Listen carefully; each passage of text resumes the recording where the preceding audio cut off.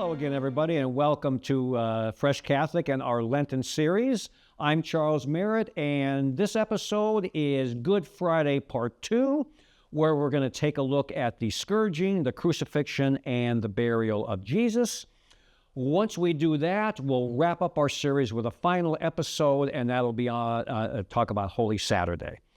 So again, just to kind of orient ourselves from where we left off last episode, Jesus has gone through what were called the 3 Roman trials, and we know that Pilate thinks Jesus to be innocent, but the Jewish religious leaders want Pilate to sign off on the death penalty charge so they can get Jesus executed.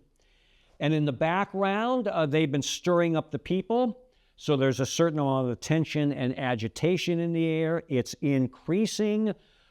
Pilate is concerned about that because he can't have a riot break out because he's got to keep the peace. Otherwise, he'll be in trouble with Caesar. So that's where we're at.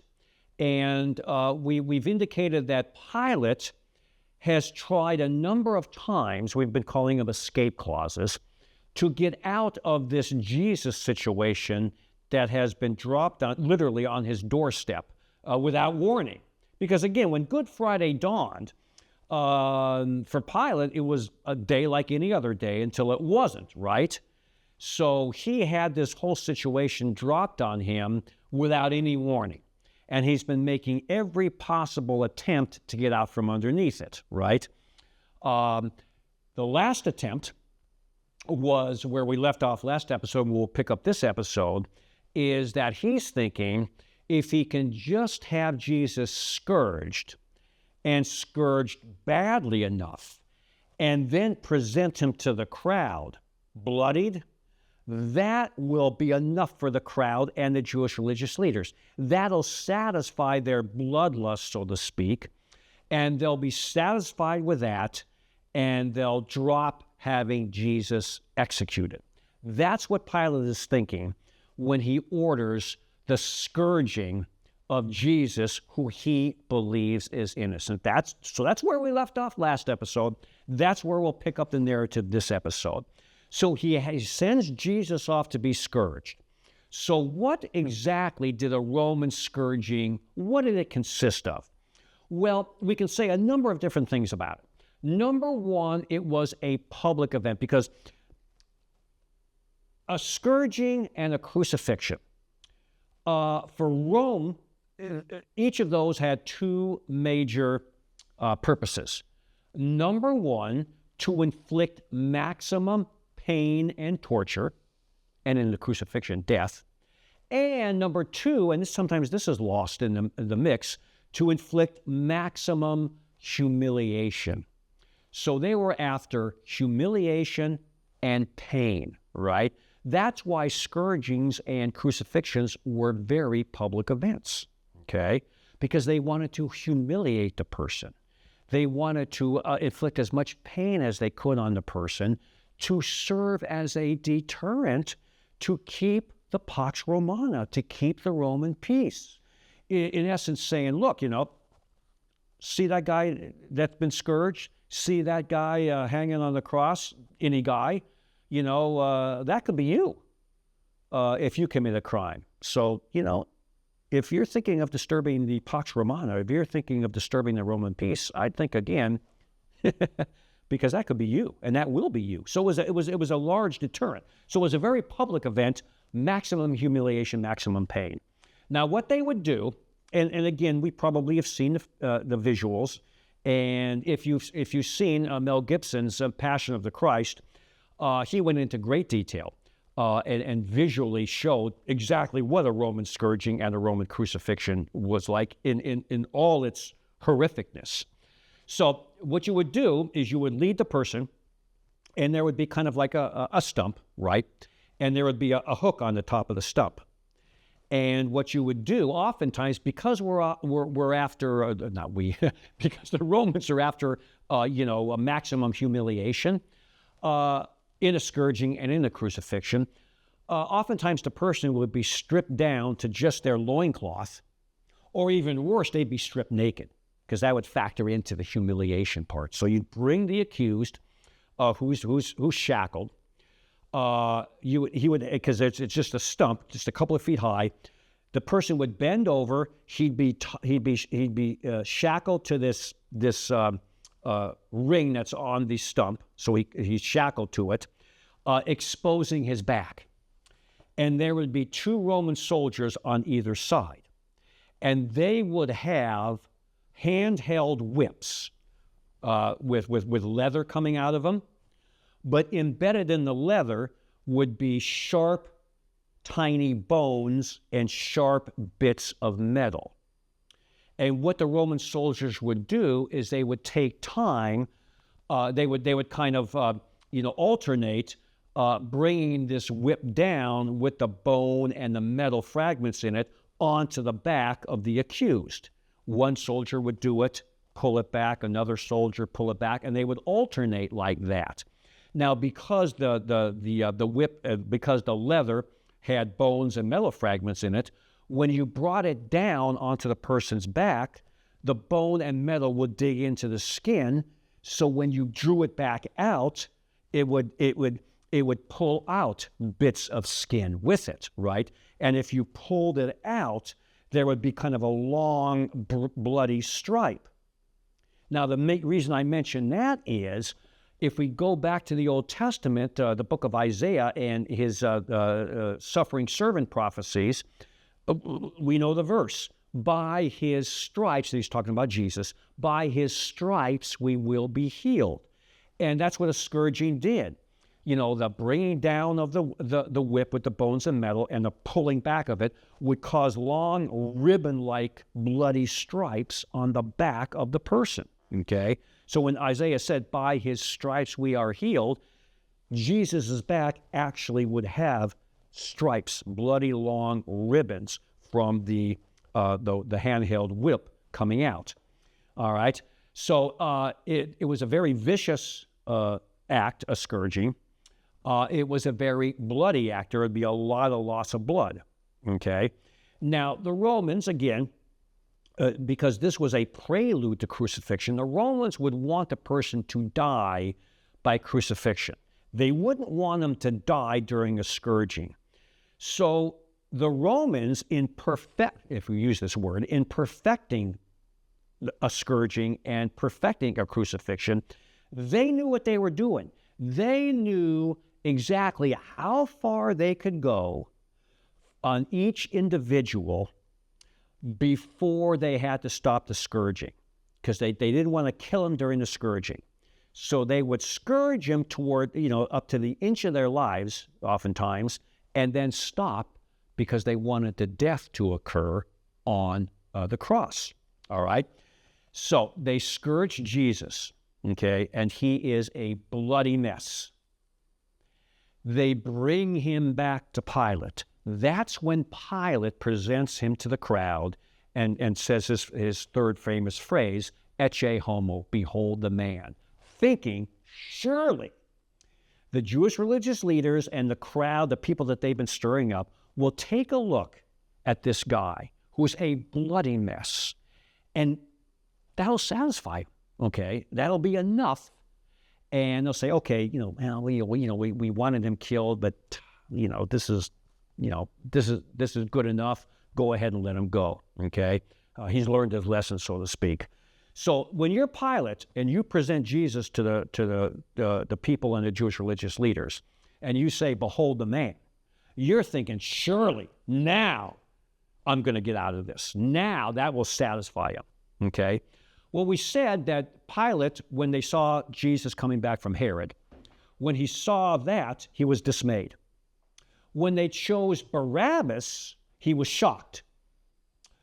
When this doesn't satisfy the Jewish religious leaders and the crowd, now he's more than shocked, right? So if you're Pilate, you're thinking, nothing is going to be good enough. These people are hell-bent. These people are bound and determined to have this person killed. Nothing less will do, not even a vicious scourging. So if you're Pilate, all right, and you present Jesus, and it doesn't move them to say, okay, that's enough, It's terrible, right? You realize that, you know something? Nothing's going to be enough for the Jewish religious leaders and the people that they're stirring up, short of a crucifixion. And if that's the case, and if you're Pilate, you're thinking, maybe I'm not going to be able to get out of this situation. All right? But then you're saying, he is an innocent man. So that's where we're at, okay? So that's a scourging, okay? So again, you present Jesus, Pilate presents Jesus, the crowd doesn't make any attempt to say, that's enough, go ahead, release him, right? Now, if you're Pilate, you got to do something. You got to say something, right? Well, now Pilate stumbles a little bit because he's got to be, number one, a lot taken aback. His head has got to be spinning. He's tried every which way to get out of this Jesus situation.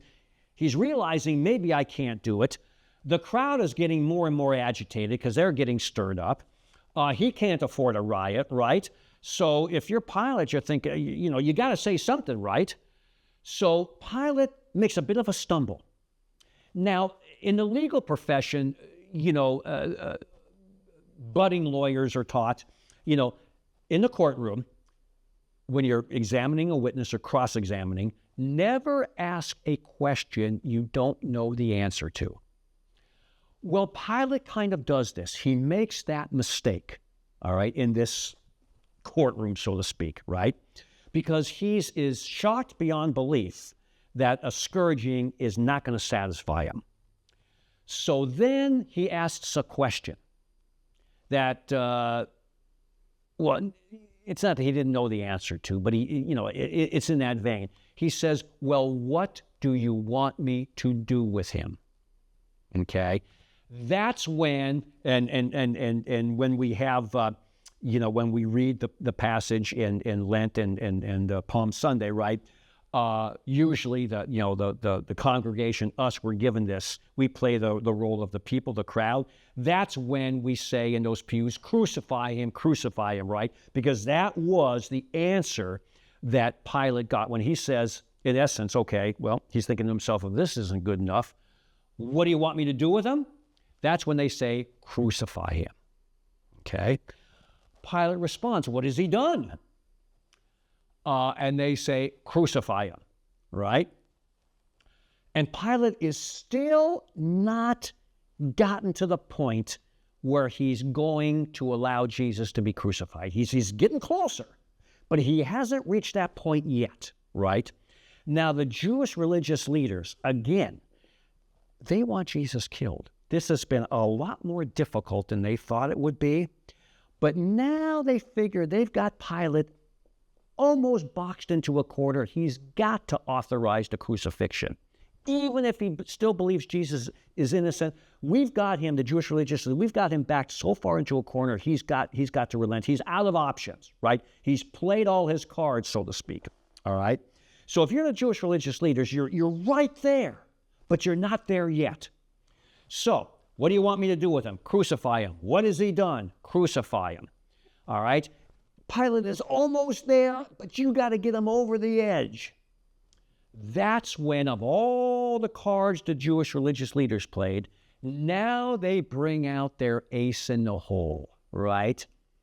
And this is they figure we got to give Pilate one more shove to get him over the cliff, so to speak, to authorize the execution. This ace in the hole is going to do it. Because Pilate still is not there, right? What do you want me to do? Crucify him. Why? What has he done? Crucify him, right? He's almost there. You got to give him that one little push. Here's the push. This is when they say, hey, listen, in essence, if you don't crucify him, and here is the thing that causes Pilate. Remember at the beginning of last episode, we said if Pilate really thought Jesus was innocent, why does he cave and authorize the execution of an innocent person? Here's our answer. Because when Pilate says, what do you want me to do? Crucify him. Why? What has he done? Crucify him. Now the Jewish religious leaders play their whole card to push Pilate over the edge. They say, if you don't crucify him, and here's the phrase, you are no friend of Caesar. And when Pilate hears those words, no friend of Caesar, that's when he essentially caves. All right? That's when he makes the decision to condemn to death a person, Jesus, that he feels is innocent. Well, what about saying to Pilate, if you don't crucify him, you're no friend of Caesar? What about no friend of Caesar was the last push Pilate needed to go over the cliff and authorize the execution? Well, again, let's go back. The Jewish religious leaders are claiming that Jesus is going around claiming to be king, okay? He's putting himself opposite as opposed to Caesar. He's committing treason. So the Jewish religious leaders are saying, look, Pilate, we say this man is committing treason. If you let a man who they say is committing treason, okay, if you let him go and Caesar hears about it, you are going to be charged with treason. And your career is going to be over, and your life may even be at stake, right? That's what no friend of Caesar means, okay? If you don't condemn this person that we're saying is treasonous, then in not condemning him, you are being treasonous. So say goodbye to your career and say goodbye to your life, possibly. So Pilate hears this, right? And that's what makes him cave, all right? But there's something else going on, okay? Because there's a background, an addition. We just talked about what that phrase means, but there's a background to that phrase. Because earlier on in Pilate's administrative career as being the governor and the procurator of this region, he committed 3 missteps that he thought would never see the light of day, that Caesar would never find out about. And now they're about to hit the light of day. Now they're about to, he's about to be found out, right? Now, the context of this, the background. Pilate hated the Jewish people. The Jewish people hated Pilate. There was no love lost between Pilate and the Jewish people, right?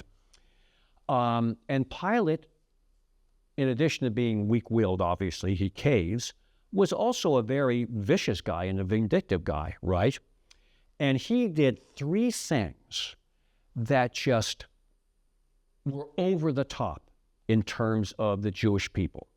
Incredibly offensive, insulting, that he thought, because he's Rome and they're them, it would never see the light of day. It would never come back to bite him in the behind. Caesar would never find out. Well, it turns out the Jewish religious leaders knew about this, right? And they've been kind of holding it in their back pocket. So the other part of this no friend of Caesar is, hey, Pilate, we know those 3 things you did. And if you don't crucify Jesus, we're going to rat you out to Caesar. And when Caesar finds out about these things, okay, again, your career, you can kiss it goodbye, maybe even your life. So they were kind of blackmailing him. Now, what were those 3 things, okay?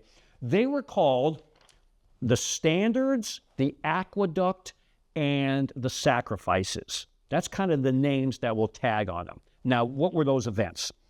Well, typically, when a Caesar or a governor or a procurator would come into a region, right, they would come in with a big entourage, right, and the people would be holding what are called Roman standards, big poles with, the Roman flag and the image of Caesar on it, right?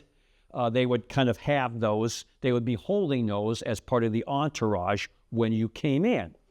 Well, Rome kind of, in acquiescing to the Jewish sensitivities. They would not have the people bring those. They would have the image of Caesar, okay, which was blasphemous to the Jewish people. They would have the image of Caesar removed from those standards, from those poles, okay, just as a courtesy, in essence, right? So that would be the standard procedure. Pilate refused to do that, all right? He would keep the image of Caesar on because he knew how that would affect the Jewish people, and he didn't care, and this was a way of sticking it to him, okay? So he would march in with the image of Caesar on those standards. That's what's the standard. And again, that would be insulting, it would be offensive, it would be blasphemous, it would be in your face to the Jewish people, right? And they couldn't stand Pilate because of that. That's one misstep he made. He didn't have to do that, but he was Pilate, he was the governor, he was procurator, and you know, just because you can do something doesn't mean you should. Well, Pilate didn't subscribe to that, right? He could do it, and he did it. Now, the second misstep was we call the aqueduct. Now, Rome was, one of the things Rome was famous for was their system of aqueducts, bringing water from the mountains into the cities. Well, you had to build these aqueducts, right? And that took money. And Pilate would raid the temple treasury, the treasury in the Jewish temple. He would take the money from the temple treasury to help finance his aqueduct projects. And of course, that money was meant for temple services and temple worship, right? So that angered the Jewish people. The third misstep we call the sacrifices, and this was a case where there was one event where the Jewish people were in the temple, right? They were offering sacrifices, and for whatever reason, Pilate had those individuals slaughtered, and he mingled their blood with the blood of the animal sacrifices, therefore defiling it. And that was blasphemous, sacrilegious, insulting, offensive to the Jewish people in your face. So the standards, the aqueduct, and the sacrifices, those are three things Pilate didn't have to do, but he did just to stick it to the Jewish people because he despised them so much. And he figured, these will never see the light of day. They'll never come back to bite me in the behind. I'm I'm Pilate. They're not, okay? Well, there's a lesson in there for us, right? Because, you know, when we do things and we figure, nobody will ever find out, this will never see the light of day, this will never come back to cause me trouble or bite me in the behind, you never know, okay? Pilate didn't expect this to be brought up at this point. He figured, he maybe even forgot about him, right? You never know, okay? Previous things, if and when they'll break the surface and what situation they'll put you in. So now Pilate, okay, the Jewish religious leaders are saying, you know, Pilate, those three things, okay, in addition to releasing a person we told you is treasonous, okay, in addition to that, making you no friend of Caesar, when we rat you out to Caesar about these things, then you'll be really no friend of Caesar. Bottom line, Pilate, if you don't do what we want, execute Jesus, okay? Your career is over and your life may be over. It's at this point that Pilate is pushed over the edge and he says, okay, I'll authorize the crucifixion. It's at this point he caves in, he folds, and he authorizes the execution of a individual, Jesus, that he feels is innocent, all right? This was the folding point. This was the caving in point. This was the pushing Pilate over the edge point. So he says, okay, have him crucified. Now let's move from that to the crucifixion. Now, the crucifixion happened on Calvary, we know. Calvary is a hill. Now remember, scourging, crucifixion, public events, right? Scourging was done kind of in a town square type of thing. Crucifixion, Calvary was a hill, okay? So people could walk by and see these individuals hanging on these crosses. It was very public because it was a big deterrent for the Roman people. Hey, you think you're thinking of disturbing the Pax Romana? That could be you, right? So you want these scourgings and you want these crucifixions to be public, to be seen. So Calvary was a hill. It was a hill on a mountain. And the mountain it was a hill on was Mount Moriah.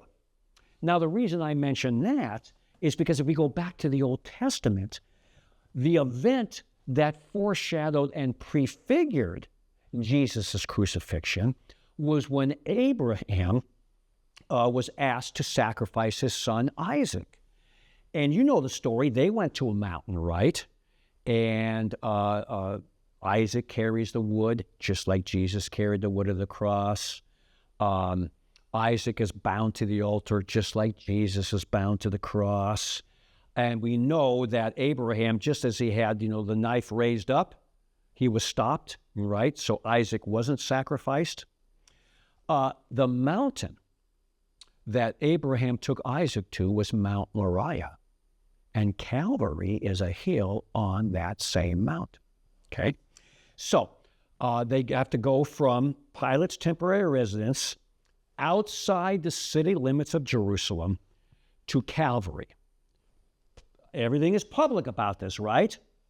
So you want to parade the accused person through the streets. So again, people could see it. And with Jesus, you'd have him in the middle. And then if you can picture it, you'd have two Roman soldiers on either side, a Roman soldier in front, and a Roman soldier in back. So you'd have kind of like a diamond with Jesus in the middle, okay? The two Roman soldiers on the side, they were there to keep the crowds away, okay?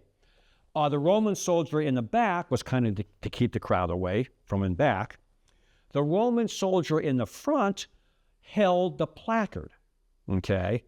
And that was, what would be put on that placard would be the person's name and the crime they committed. So again, very public. People could see, oh, that's his name, that's the crime he did, okay? So you'd have Jesus in the middle, two Roman soldiers on either side, a Roman soldier in the front, Roman soldier in the back. Jesus at this point is carrying his cross through the streets outside the city limits of Jerusalem to Calvary, okay? Now, a lot of things going on here. One of the things we will mention is the fact that, again, at a certain point, we know Jesus falls 3 times, right? Again, go back to something we mentioned. The Romans wanted death to occur via crucifixion. They didn't want the guy to die, any guy to die during scourging. They didn't want him to die on the way to the crucifixion site. They wanted him to die at the crucifixion site. So Jesus, a lot of loss of blood because he was scourged to the end of his life. Now, picture this. He's carrying a wooden cross, okay? His back has been torn open by those ribbons from the whips, right? So he's putting this wooden cross on his back. I'm thinking of the pain there. And he falls 3 times. So if you're the Roman soldiers, you're thinking to yourself at this point, this guy, Jesus, he's not going to make it to the crucifixion. He's going to die before he gets to the crucifixion site, and we can't have that. Otherwise, we'll be in trouble, okay? Because we're in charge of this crucifixion, all right? That's when Simon of Cyrene happens to be coming in from the fields, right? And that is at the point where Simon helps, we know the story, Simon helps Jesus carry his cross, all right? Simon happened to be coming in from the field at the exact time that the Roman soldiers are thinking, you know something? He's going to die before we crucify him. We can't have that. So this guy can carry the cross. That'll keep Jesus alive long enough so he can die on the cross. Now let's hit the pause button on Simon for a couple of seconds, because a lot of times events and people, they for good intentions, they get romanticized, which is fine, but sometimes in romanticizing them, the truth is kind of distorted a little bit. And when we come at this point in the narrative to Simon helping Jesus carry his cross, right? We think of Simon as, this guy was the poster child for, compassion and mercy. He volunteered. He saw Jesus. He saw the state he was in. He volunteered to carry Jesus' cross. The fact of the matter is, Simon, we're not taking nothing away from Simon. Simon didn't volunteer. He was forced by the Roman soldiers to carry the cross because there was a thing called conscription. And that allowed Roman soldiers to, you'd have your spear, your sword, to tap a person on the shoulder and force the person to carry their gear for a mile. Okay, the gear was heavy, so you could force a person to carry your gear for a mile. That forcing of a person to carry your gear, that was called conscription. So when the Roman soldiers, they conscripted Simon to carry the cross. All right? They forced him to carry, again, taking nothing away from Simon. Understand this. But it wasn't a case of Simon volunteering. He was forced. He was conscripted. And, Jesus actually talks about this Roman law of conscription because when people are saying, what should we do? He was saying, hey, if someone, forces you to carry his stuff 1 mile, carry it 2. That was conscription. The forcing a person to carry it 1 mile was the Roman length of a conscription, okay? And what Jesus says, to be a disciple of mine, go beyond that. Carry it 2 miles, all right? But at any point, Simon was forced to carry it. Now, if we say, well, where do the theologians and scholars, where do they get this from?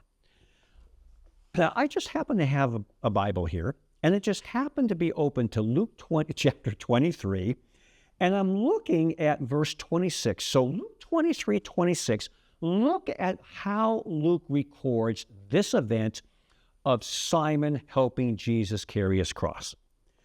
As they led him away, him being Jesus, they took hold of a certain Simon of Cyrene. They took hold of him. They forced him. They conscripted him. They grabbed him and said, you're going to carry this guy's cross the rest of the way. Let me repeat. As they led him away, they took, and this is Jesus, they took hold of a certain Simon, a Cyrenian, who was coming in from the country. And after laying the cross on him, they made him carry it behind Jesus. So Simon's coming in. They're afraid Jesus is going to die before he gets to the crucifixion site. They grab hold. They take hold of Simon. They force him. They conscript him to carry Jesus' cross. Luke says, after laying the cross on him, Simon, they made him again. They took hold of him. They made him. This was not voluntary. This was conscription. They made him carry it behind Jesus. Now, this verse tells us 2 things. Number one, the carrying of the cross was not voluntary by Simon. It was forced on him. It was Roman conscription. It tells us another thing. Because in the Bible studies I do, in the gospel podcasts I always say, people kid me about this, context, context, context, and words have meaning. Look at how Luke says. And after laying the cross on him, they made him carry it behind Jesus.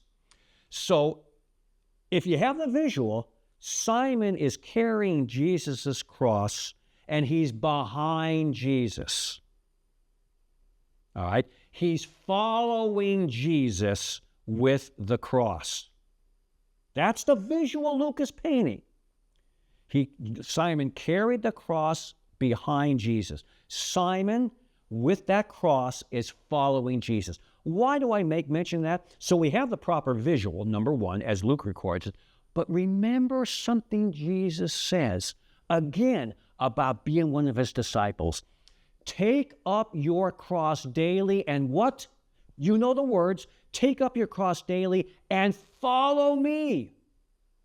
Simon was a picture of what Jesus is saying, because Simon took up Jesus' cross and followed him.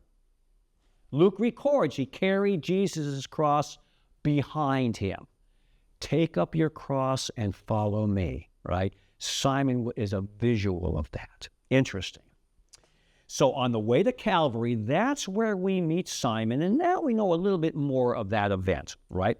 Now let's pick up the narrative again. So what they do is they finally arrive. They're outside the city gates of Jerusalem. They're on Calvary. Now Calvary comes from the word Calvaria, which means skull. Its other name was Golgotha, which means place of the skull. So Calvary was was characterized as the place of the skull. And you wonder, well, why was it characterized that way? And again, the thinking has always been two possible reasons. Number one, if you look at the crucifixion site from a distance, okay, it kind of looks like a skull. That's one the vein of thinking. The other vein of thinking is the place was littered with the skulls of the people that had been crucified. Now, we don't know for sure, but that's always been the thinking of why it's been characterized as the place of the skull, because it kind of looks like a skull, and or it was littered with the skulls of previous crucified people. That's kind of the thinking on where it gets that characterization, the place of the skull. So at any rate, they arrive there, right? Now, they lay the cross down on the ground. Jesus is nailed to it. And the cross is lifted up and put into kind of a little hole in the ground to kind of keep it upright. So that's how Jesus gets nailed to the cross. That's the cross is actually put in the ground, right? And of course, the placard that Roman soldier was carrying as they were making their way through the streets of Jerusalem, now that placard is attached to the cross, right? And it says, Jesus of Nazareth, King of the Jews, all right? So that's what, when you look at a crucifix in your church, that's what it says. It says, Jesus of Nazareth, King of the Jews. Because again, that's what he was accused of. That's what he was charged as. But more to the point, that's in fact what he is. He is the king not only of the Jews, he's the King of kings, the king of the universe, right? Now, interesting side note, right? When Pilate, because that wording, Jesus of Nazareth, King of the Jews, that wording was authorized by Pilate. Pilate said, put those words on this placard, right? Because that's what's going to be carried through the street. That's what's going to be put on the cross. A little side note, all right? The Jewish religious leaders were a little kind of upset with that. Jesus of Nazareth, King of the Jews. They said to Pilate, look, what you should have written was Jesus of Nazareth claiming to be king, who says King of the Jews, right? At any rate, this is where Pilate utters his famous last phrase.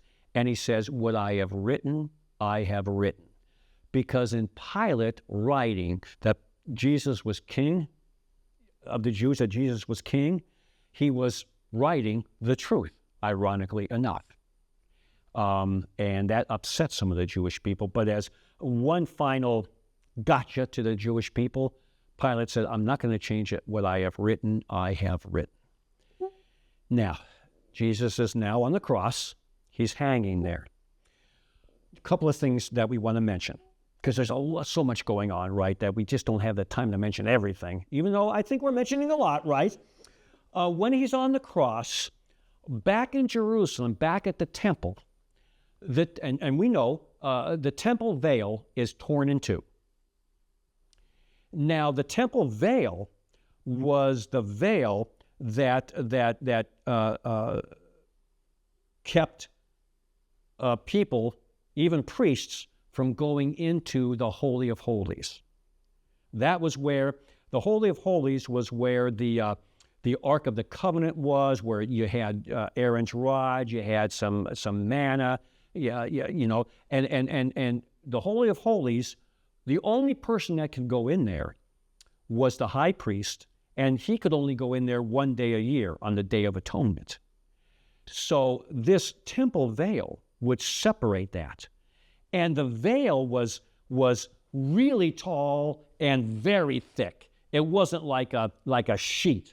I mean, this thing was massive. It was tall, and it was wide, and it was thick. So when Jesus is crucified, right, the temple veil is torn in two. And Scripture indicates a very important detail. Words have meaning, right? Scripture doesn't just say it was torn in two. Scripture says it was torn in two from top to bottom. Now you might say, well, who cares? Whatever. From top. Now remember, this temple veil is massive. It's thick. First of all, a person could not, with their hands, rip it in half. Okay? Now, number one. Number two, all right, it was torn from top to bottom, indicating this was not an act of man, this was an act of God. And in tearing the temple veil in two, now there's access to God, right? So that's some of the kind of the background on the temple veil being torn in two. We also know that the last 3 hours Jesus hung on the cross, from noon to 3, there was darkness. All right? Now, a couple of things we can say about the darkness. If we go back to the Old Testament and the 10 plagues that God, through Moses, threw at Pharaoh to try and get Pharaoh to release the Israelites, the 10th plague finally does it, right? That's the death of the firstborn son. That finally gets Pharaoh to release the Israelites. The 9th plague, the plague right before that, is the plague of darkness. Now, get this. The 9th plague is the plague of darkness, where there was darkness over the land. That 9th plague, that plague of darkness, preceded the 10th plague, the death of the firstborn, that started the original Exodus. Now you've got darkness over the land again at Jesus' crucifixion, right? That's going to precede him giving up his spirit and dying, the death of God's beloved firstborn son. And that's what's going to start the new Exodus, where Jesus leads people not from the oppression of Rome and Caesar, but from the oppression of Satan and sin. So you see the parallel. Old Testament, crucifixion. Plague of darkness, darkness over the land in Egypt, darkness over the land at Jesus' crucifixion. Old Testament, that preceded the death of the firstborn. The darkness precedes Jesus giving up his spirit and dying. That started the original Exodus. This darkness starts the new Exodus. Not from Pharaoh in Egypt, not even from Rome and Caesar, but from Satan and sin. So a couple of things we can say about the temple veil being torn, a couple of things we could say about the darkness over the land. And then Jesus finally, we get to the point, 3 o'clock, where Jesus dies. And wording is critical, right? Words have meaning. Jesus gave up his spirit, all right? This was all, number one, it was voluntary. And And as soon as Jesus says, it is finished, he gives up his spirit. Jesus, God, decided the exact moment that Jesus would die. Jesus gave up his spirit after he said, it is finished. And what is the it? God's redemptive plan has now been completed. Jesus has gone to the cross. He has died. And now it is finished. And now that it is finished, now he can give up his spirit and die, which he does. Okay? And of course, we know after that, he's resurrected and he ascends back to heaven. So that's the crucifixion. Now, I'm kind of eyeballing. We're at the 45-minute mark. Scourging, crucifixion. Last thing we want to talk about in this episode, Good Friday Part 2, is the burial. So he's taken down from the cross, right? Now, what would happen is that depending on how badly you were scourged and depending on your physical constitution, it would take different people different lengths of time to die. So the question is, well, how do you, if you're crucified, how do you actually die? What is the cause of death in a crucifixion?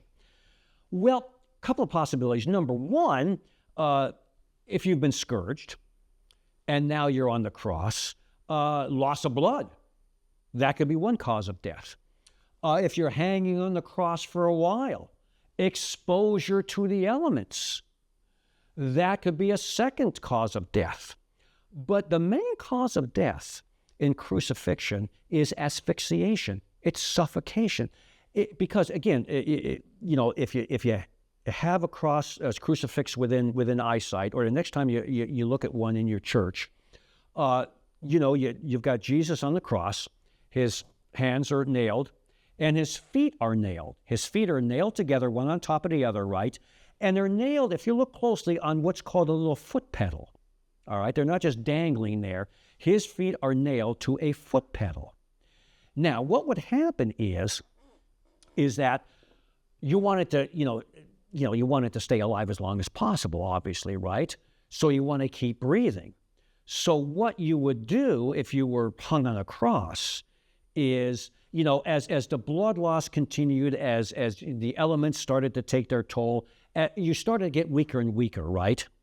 So if you're on a cross, see if I can do this. If you're on a cross, you start to sag. And when you start to sag, your chest cavity kind of becomes concave, right? And your lungs are constricted, and it's hard for you to breathe. So what you would do is you would take your feet and push down on that foot pedal and kind of lift yourself up, open up your chest cavity, open up your lungs, take a breath, and then inevitably you'd sag again. Then you'd push yourself up again, take a breath, and you'd sag again, and push yourself up again. And eventually you get to the point where you're too weak that you'd start to sag and you can't push yourself up anymore, and you would suffocate. So that was really the main cause of crucifixion. Yes, blood loss, yes, that factored in exposure to the elements, but asphyxiation is suffocation. You got too weak to keep pushing yourself up and opening up your lungs, and you basically suffocated, okay? Is that how actually Jesus, we don't know, but that was one of the main ways people who were crucified did wind up dying. So, he gives up his spirit, right? The other thing we should talk about before we get to the burial is that at a point, remember, John, the beloved disciple, the Apostle John, is at the foot of the cross, as is Mary, his mother.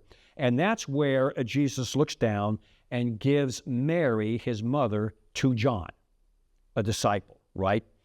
Now, theologically, John is an individual person. He's a disciple. But by extension, he represents all disciples, all of us, okay?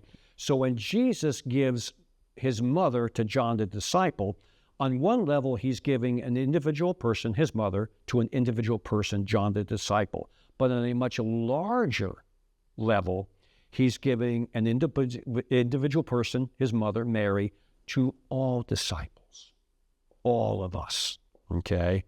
And just like John took Mary into his home from that day on, Scripture tells us, we should take Mary into our homes, the home of our heart, okay? And that's where, that's one scriptural confirmation of Mary being our mother. Cassie, where do you get that? From Jesus giving Mary to John, because John, by extension, stands for all of us. So I wanted to kind of mention that as well. Now let's get to the final part of this episode, the burial, right? He's taken down from the cross, and Isaiah, in his prophecy, said none of his legs are going to be broken. So what would happen is when the Romans wanted to end a crucifixion, again, you would use your legs to continue to push up and breathe.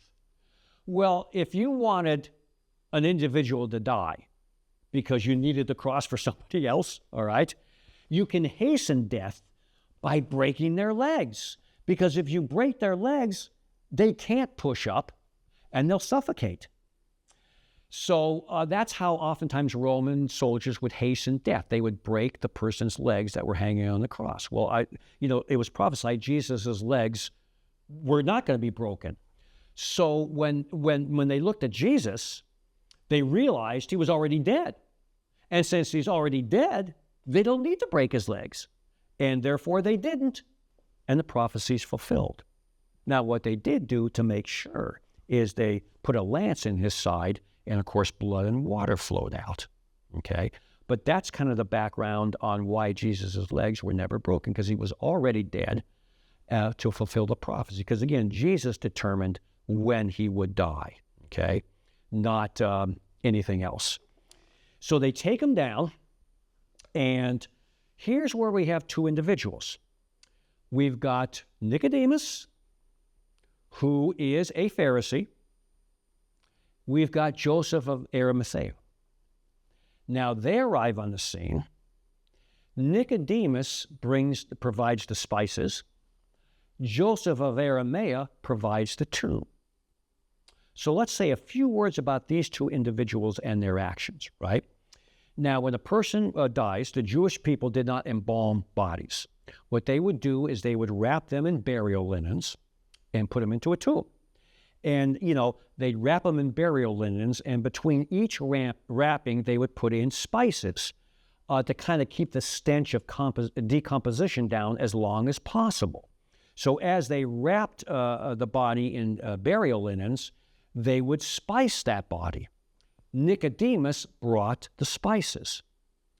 So Jesus was wrapped in burial linens, was spiced by the spices Nicodemus brought, and the tomb he was placed in was a tomb that Joseph of Arimathea had bought. And it's a tomb that he hadn't used yet. Now, this tomb happened to be in a garden-type setting. Now, the reason I mention this, okay, number one, the tomb, no one had been laid in that tomb yet. It was, to coin a phrase, a virgin tomb. That's why in theology we say Jesus came from a virgin womb and was buried in a virgin tomb, because the tomb had not been used yet. The tomb was in a garden-like setting. Now Jesus, as the new Adam, undoes what the original Adam did. The original Adam did his thing in a garden, the Garden of Eden. Now Jesus has overturned that thing. He started it in the Garden of Gethsemane, and now he's buried in a garden-like tomb. So you have one garden and another garden. That's why, by the way, the next day, Sunday, and we'll bring this up in my one-off talk on the resurrection on Easter Sunday, Mary, there's a man there, right? And Mary mistakes the man for a gardener. And you might say, why would Mary mistake him for a gardener of all things? Because the tomb was in kind of a garden-like setting. So Mary Magdalene thinks, okay, we're in a garden-like setting, right? There's a man here, he must be the gardener. maybe he took the body, right? So interesting. So again, so much more we can say about these things, but I did want to say a couple of things about the darkness, a couple of things about the temple veil, a couple of things about Nicodemus and the spices, and Joseph of Arimathea and the tomb. So at this point, I'm at the 56-minute mark.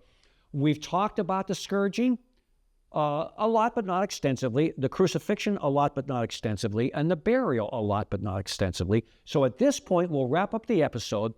We will have finished with Good Friday. So our next and final episode of this series will move to Holy Saturday, and we'll find out what huge, massive thing happens on Holy Saturday. That will complete our Lenten series, and then we'll do a separate one-off talk on Easter Sunday, the resurrection. So with that, as always, thank you for hanging in there. Thank you for supporting this series, supporting Fresh Catholic. And until our final episode, Holy Thursday, I'm Charles Merritt. Take care and God bless.